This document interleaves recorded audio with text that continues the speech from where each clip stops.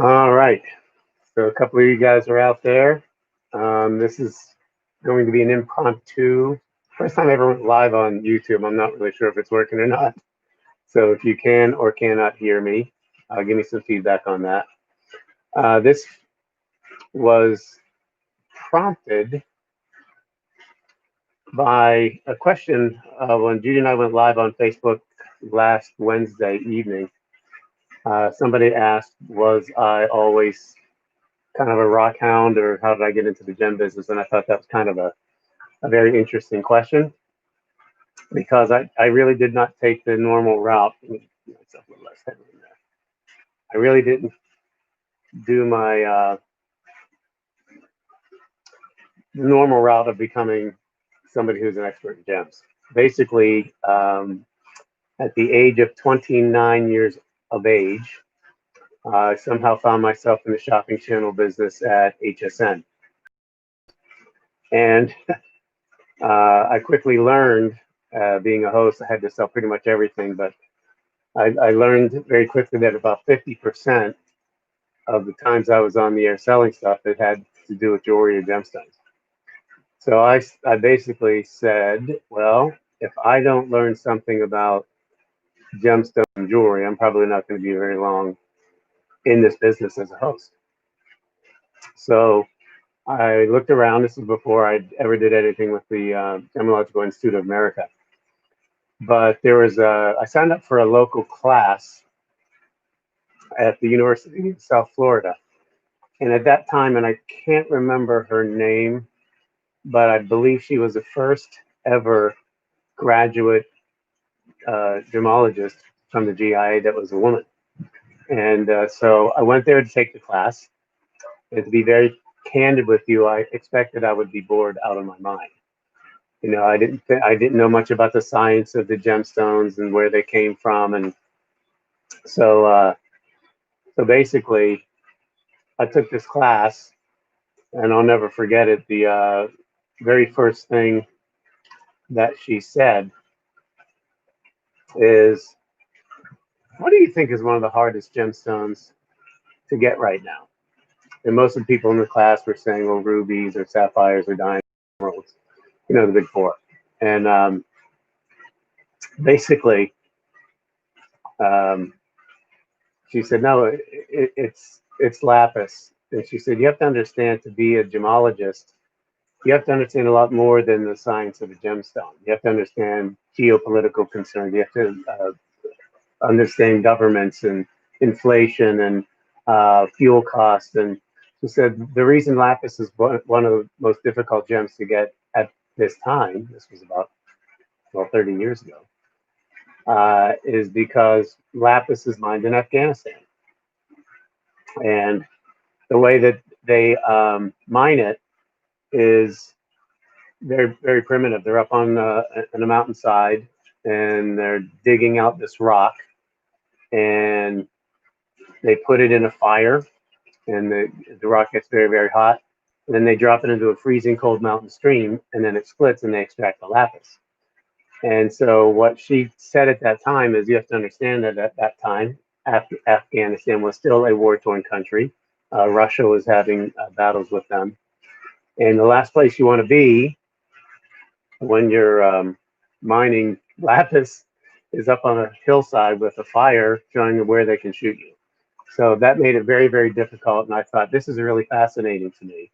And it took me on a journey of learning about gemstones. And I then subsequently got my accredited jewelry professional uh, designation with the GIA. I took those classes rapid fire and became sort of the gem expert at HSN, and then I moved on to QVC and was a gem expert for them. And I started to go to mines, and I wanted to have my accreditation before I started to go to the mines. So that's basically what I did. Um, so no, it wasn't a love of gems from the time I was a baby. I wasn't a rock hound kid, you know, digging in the dirt. But it became really a labor of love, and so that's how I got on this journey of doing this crazy business. And I started this YouTube channel. I want to say it was about 6 months ago. And I wanted to do some classes that would let you know not just things about gemstones, but where they come from and where they're mined and what are the hardships that we encounter along the way. Because one thing that I learned very quickly, even after getting my accredited jewelry professional degree from the GIA, I learned something every time I went to a mine that you will never learn in a book. The people that have mined, it's very, very difficult. It's in some of the most remote locations on planet Earth to get to these mines. And you learn more by visiting one mine than in all the years of schooling I took with the GIA. That said, for those of you that may be interested in learning, the GIA does distance education. They always have, even before there's ever a pandemic or COVID or anything. I was taking those classes remotely, and then I had to go to New York for a proctored exam to pass, colored gemstone essentials, diamond essentials, jewelry essentials, all of those classes. And but you can do that. You can sign up online. It's gia.edu or .org. I'm not sure. Just look up Gemological Institute of America, and you can sign up for those classes. And who knows, maybe you will be on another journey like I was, and it ends up becoming a lifelong vocation. As I said, that I started in the shopping channel business 30 years ago. As of this, 30 years, 89 to 20. No, so 31 years as of February of this year. But anyway, I also wanted you to know that I really do want this gem channel, this YouTube channel, to evolve. If I've not covered some material that you want to, there's a ton of gems I haven't done yet, but I'm always open to suggestions of what you would like to learn about.